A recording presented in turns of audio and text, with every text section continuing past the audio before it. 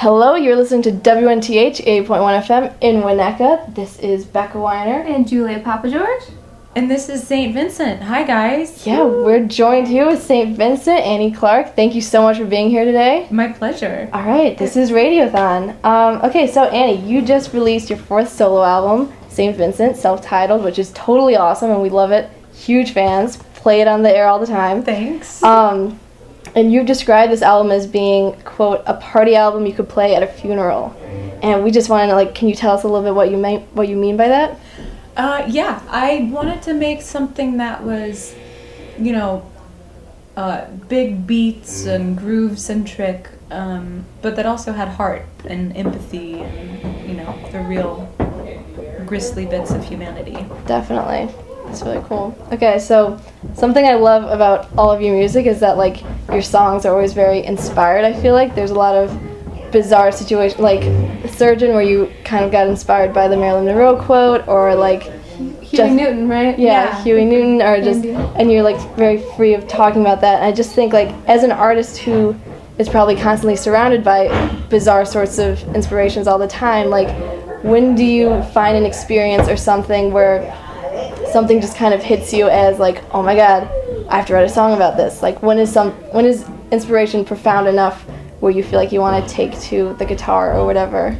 Well, sometimes real life happens and it's so, they say whatever, fact is stranger than fiction. Mm-hmm. The first song on the record, Rattlesnake, is about a true experience I had when I was in West Texas writing the record, and I went out for a walk alone on this cattle ranch that was very far away from any civilization, and I decided to take my clothes off just to be one with nature, and then I ended up encountering a rattlesnake and kind of getting chased by a rattlesnake and running.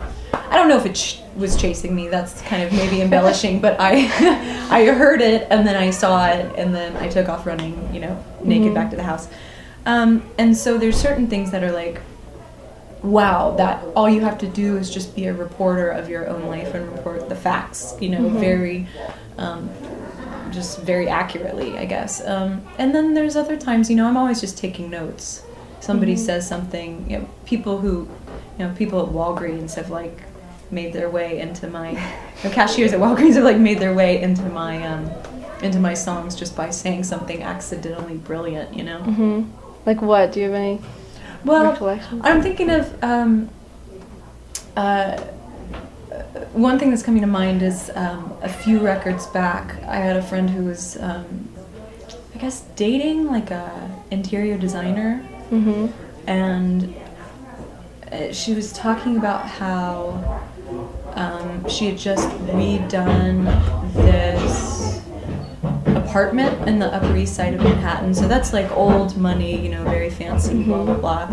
And this woman who had this apartment didn't want anything to change. She wanted all of her couches to be reupholstered in the exact same fabric, from the 60s, wallpaper redone, but the exact same one from the 60s, whatever. And she wanted it just the same but brand new, and I thought, oh my god, that's so good, I gotta use that. Totally brilliant. Yeah. I love that song, by the way, but yeah. And also, a lot of your lyrics are just very lexical, they're very, they're very beautiful. So, what kind of stuff do you read, and does that influence at all, or is it? Yeah, no, I think, I think that you've gotta be reading, you gotta be inputting in order to be outputting. So, there are a couple books that are coming to mind, when I was writing this record about a year ago. I read The Night of the Gun, which is by David Carr, who's a New York Times reporter of many years. He's led a very storied life, and this was his book about basically being a drug addict for 30 years. And I was reading Joan Didion. There's a line in Prince Johnny where I reference, I think it's from, I'm not sure. Maybe it might be The Year of Magical Thinking. I'm not really sure which Joan Didion, because I was reading a lot of it at the time. But there's some line about tracing the Andes with your index finger. Oh, cool. And I was like, okay, that's really great, you know, especially in the context of, you know, the story of Prince Johnny, this, you know, this person who wants to kind of rule the world by, you know, one social climb at a time. And yeah, Laurie Moore was another reference and stuff. I took the title Severed Crossed Fingers from one of her short stories. Cool. Okay, so we've seen your shows on previous tours, and they're all awesome, wonderful shows, and we understand that this tour is a lot different, and you're using a lot more choreography and, like, just making it more of a performance than maybe what you usually do for solo shows. So we just kind of wanted to know, have you always wanted your shows to be more of a performance, or is this something new that you want to try with this specific album? Well, I think, you know, I did a lot of kind of more elevated visual language for this album, like the cover and the whole conception of like this near future cult leader. It's a little bit more archetypal and a little bit, again, a little more elevated than things I've done in the past. And I did a tour with David Byrne where he was choreographed and the band was choreographed, and I was choreographed a little bit, but I was mostly kind of like singing and playing guitar and kind of holding down the fort as part of the rhythm section. And doing that show and having it be theatrical and very thought through, you know, was really inspiring to me. And when I started conceiving of what to do with this show, it just didn't seem like enough to just get up there and play some songs. I think, you know, the more and more I become a performer and a better performer, frankly, you know, just by doing it so often, the more I'm aware of this concept that everything is performance. Once you step on stage, it's performance. And you can ignore that and say, oh, well, I'm just being me, and I'm going to be me in my, you know, scruffy shirt that I wore all day and not comb my hair, and that's fine. But understand, you're just performing authenticity. You're not actually being authentic, because it's a performance, right. Because it's an unnatural thing what you're doing. You're going up on stage in front of people and saying, hey, listen to me. Take every detail of this stage show and, you know, interpret it for meaning. Yeah, totally. I think that kind of goes nicely into the next question, which is similarly, you know, fashion. You're obviously kind of a fashion icon for people like us, but fashion is a big factor in performance, and it's also visual. So, and I know you just did something with Diane von Furstenberg for Fashion Week where you performed in the background. So what sorts of vibes or visuals can we expect for tonight?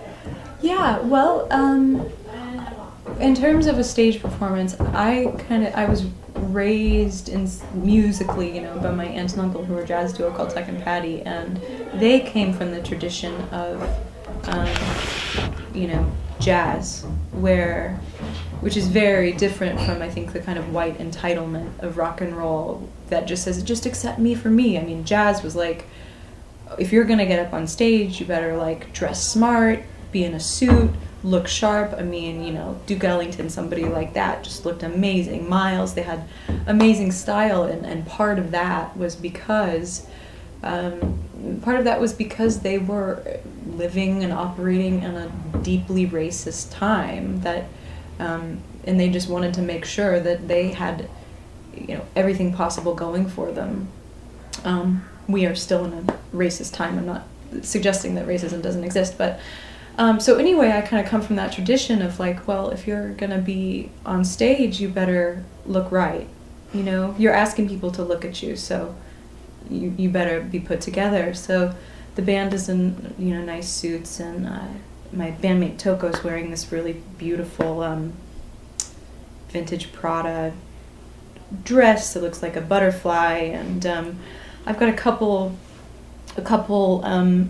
dresses for the tour that kind of the idea was like Blade Runner-y, so that 40s silhouette with a slightly masculine shoulder and a more feminine, you know, bottom, and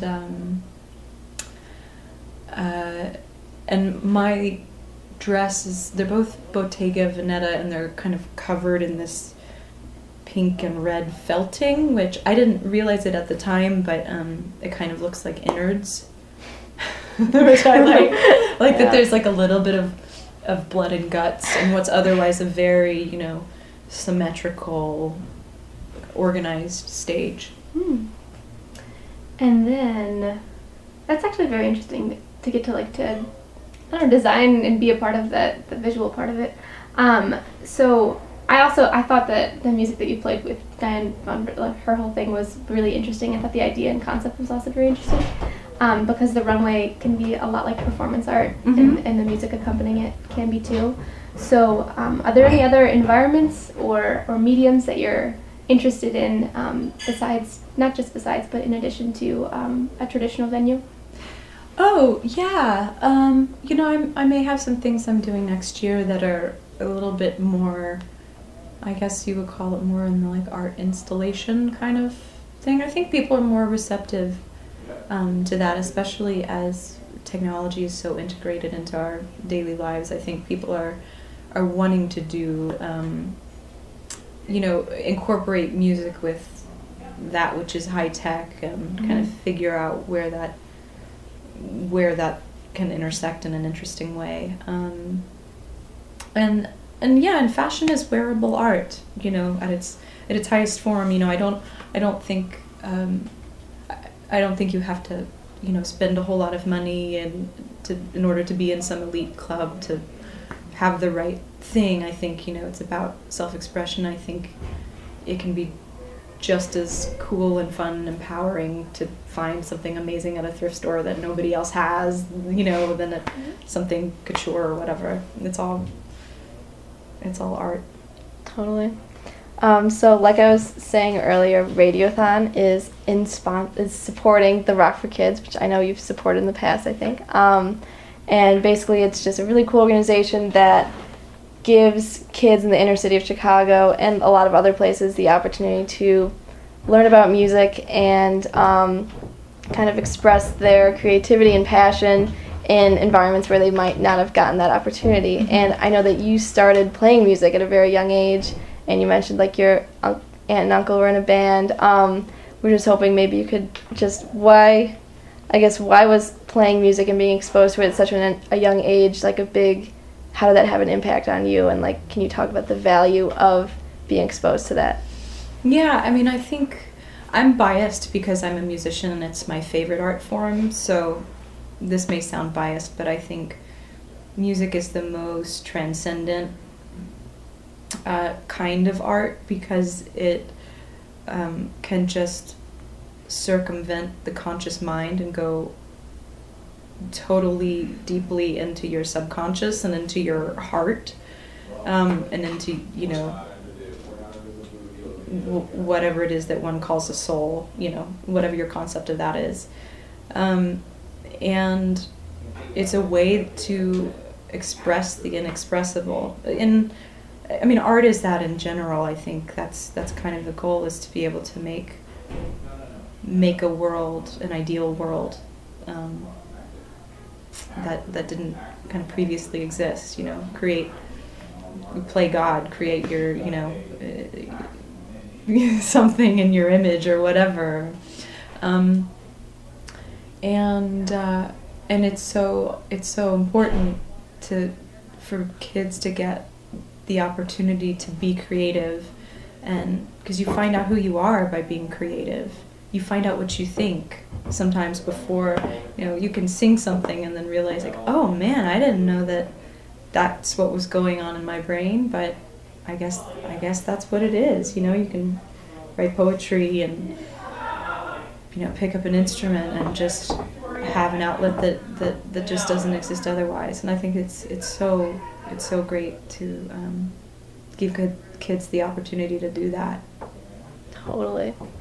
Yeah, and just speaking of being young, yeah, we're from high school and we've been heavily impacted by your music, obviously, but we were wondering, like, what kind of stuff did you like listening to when you were growing up? Oh, man. Yeah. I was just thinking about it because we passed the Green Mill. Oh, yeah? And I had a lot of different phases in high school. I was kind of all over the map, but I loved,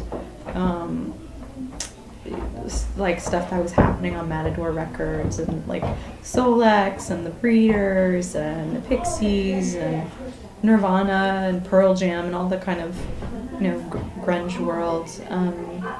But then I got really into jazz because my aunt and uncle kind of showed me what it was, and I was thinking that I had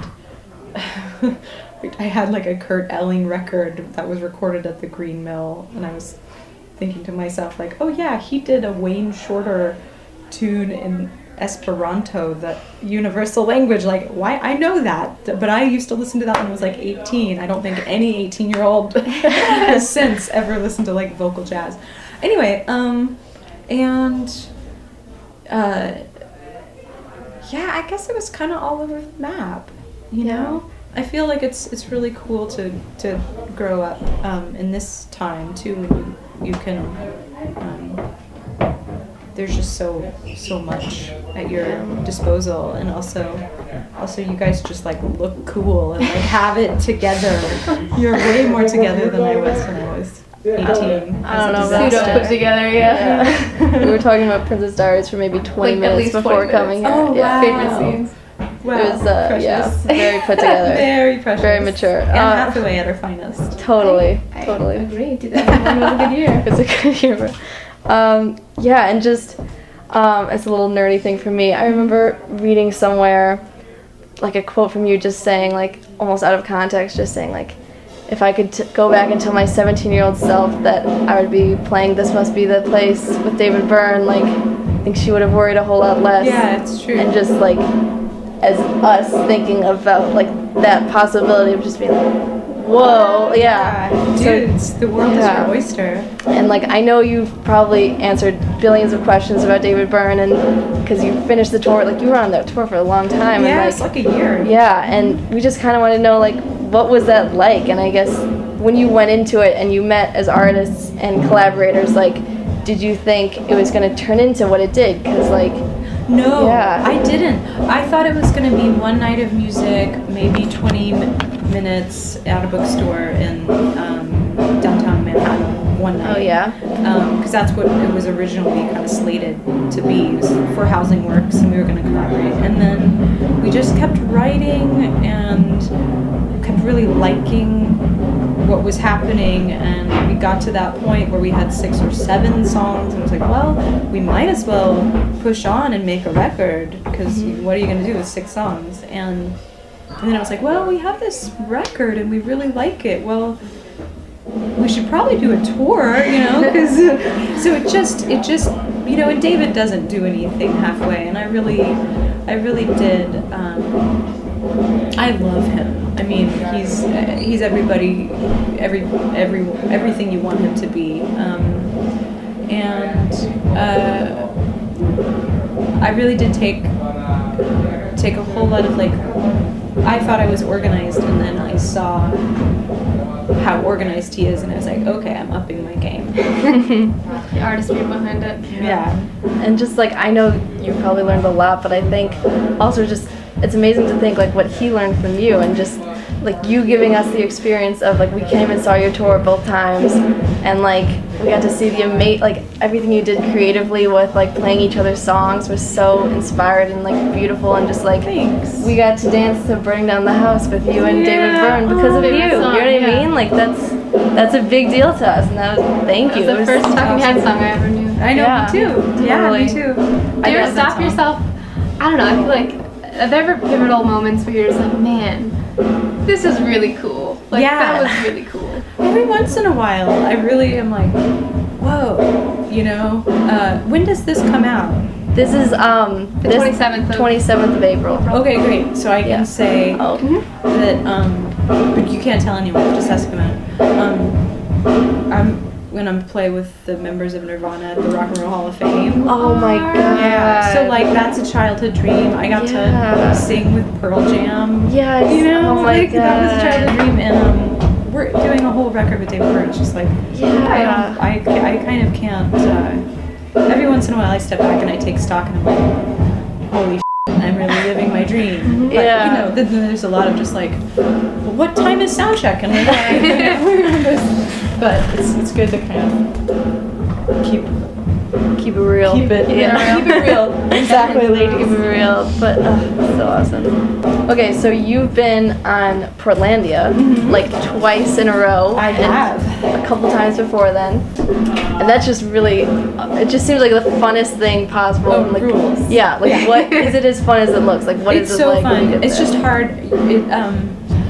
I never want to be the person who's cracking up the Oh scene. my God, You yeah. know, like it's one thing if like Fred or Carrie like loses it and cracks up, but it's another thing if like the random guest star like ruins a really good take from laughing. So it's really, my main goal was like, okay, just don't mess up their scene. Just kind of like don't laugh. Yeah.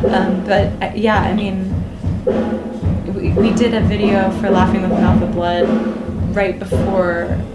Carrie and Fred had a thing called Thunder Ant. Yeah. Yeah. That was an online thing, and I loved it. I was obsessed with it, and then I got to do a video with them, and so it's kind of been a Yeah. long, Totally. storied history. All right. Do you want to do the? The Yeah. Spitfire ones or the? I think it's time for Spitfire ones. What's Spitfire? Oh, it's a little game we created. Okay. It's called The Last Time You. Yeah. And I'll ask you, like, for example, the last time you ate a sandwich, and then you will say, had a really great sandwich 2 days ago. Oh, okay. Okay. Yeah. So, the last time you sang a Beyonce song. Actually, like 2 days ago. Yeah. Yeah, because I DJ'd a set on The Current in Minneapolis. Yeah. Was that last night? No. No, it was Milwaukee last night. Okay. Anyway, yeah, and I played Blow. Good Oh, choice. nice. Yeah, I really Great Very choice. great choice. By the way, I won't put this on, but I was lucky enough to hear your album like in October, Yeah. thinking it was Arcade Fire, because like that was what was coming out, and then you popped up, and it was this amazing album, and I was like, oh my god, and then it was self-titled. You were the first self-titled amazing album I heard before Beyonce. All right. There was 2 surprise Thank you. self-titled. Better than Beyonce. That is saying something. That is, she It's knows. true. She knows. And she's a huge Beyonce fan. I know. She's been to All of Beyonce us. lately. All of us. Yeah. Yeah. That woman, All right. she could, she's amazing. The last time you used a home phone or a landline? In my hotel room doing interviews, Oh, nice. but I don't have a home phone or landline. Technology is. I know. The last time you made prolonged eye contact with a stranger? When I asked Probably last night at the show. Oh, yeah. Yeah. Mm-hmm. That makes sense. Staring at an audience member. See the P-Pops line. Yeah. Oh, I asked my dad these questions beforehand, and he looked at me when I asked this question. He goes, "Too long." Too long.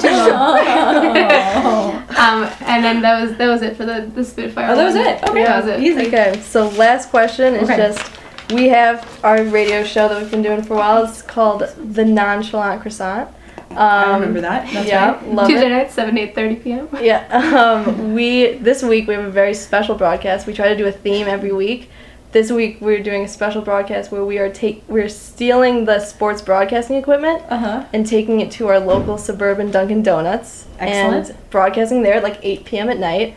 The themes of each song we're playing is going to be death. So it's Death by Donuts. We're going to be playing songs about death or life. Like, we can figure that out later. But Okay. but while eating and talking about donuts. So we thought that might be a vibe you might be into, and we were wondering Excellent. if you had Okay. any requests.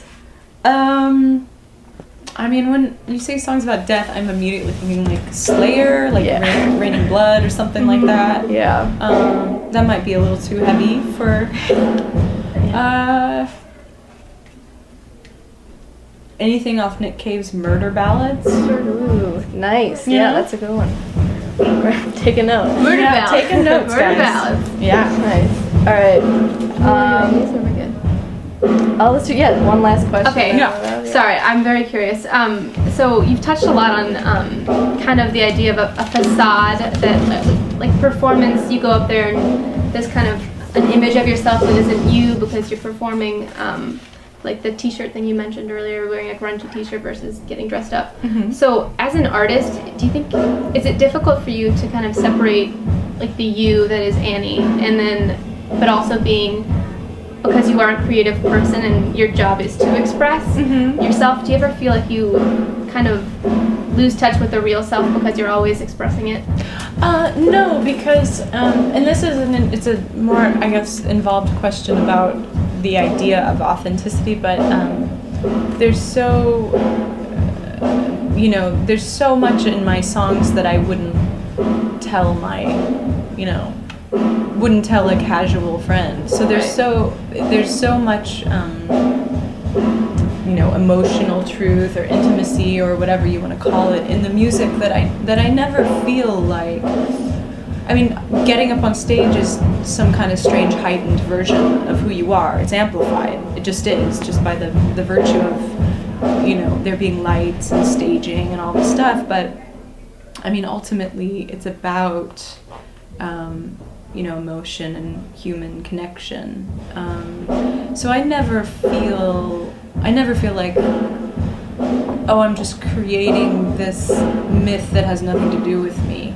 It's so much of my life is in the songs. So that's where the music is the intimacy there. Mm-hmm. And that's what makes your music so amazing and why we're here right now. But yeah, thank you. Thank you so much for meeting with us. Nice to see you guys again. Yeah, nice to see you. When did I meet you? I met you when you were like 13. Yeah, right? It was last year, but we probably looked. It's been no, I met you long before that. No, yeah, there was that one at the Metro. Yeah, I met you at the Metro. Yeah, we talked about we blew ourselves for Halloween. We did. Tobias. We talked about That's right. Yeah. And then I forgot about that. And then there was one time we met you, like the two of us on your tour bus. Yeah. And the one great quote I remember you saying. I don't remember the context, which is something like Katy Perry. I don't know why, but that's like no idea. Love it. Great. But great. Just thank you so much for everything. Like, especially now it's like reflective time because we're almost done with high school and stuff, and it's just kind of like think about the artist who's impacted your life the most, and like it's you by far. Like, that's cool, man. I that it's an emotional time. I know it must be because you're thinking about the future and you're finally getting to like try out who you are without anybody around to tell you who you are. Knowing who knows who picked your nose in first grade. Exactly, you know what I mean? Like a whole new start. I know that time. Yeah. Awesome. It's exciting. It's surreal. We've had all spring break. This is the last day of our spring break. Well, tomorrow, but like no one else is home because we're very North Shore suburbs. People go to like Cancun. Yeah. We're like the only people we know who have been here all week. It's been a lot of pajama time. It's been a lot of pajama time. A lot of Princess Diaries. Yeah. Oh yeah, it's good. Definitely. Good. All right, but thank you so much. Thank you. This is Becca Weiner and Julia Papageorge and Annie Clark, aka St. Vincent. And this is Radiothon. We'll see you at Pitchfork. See you tonight.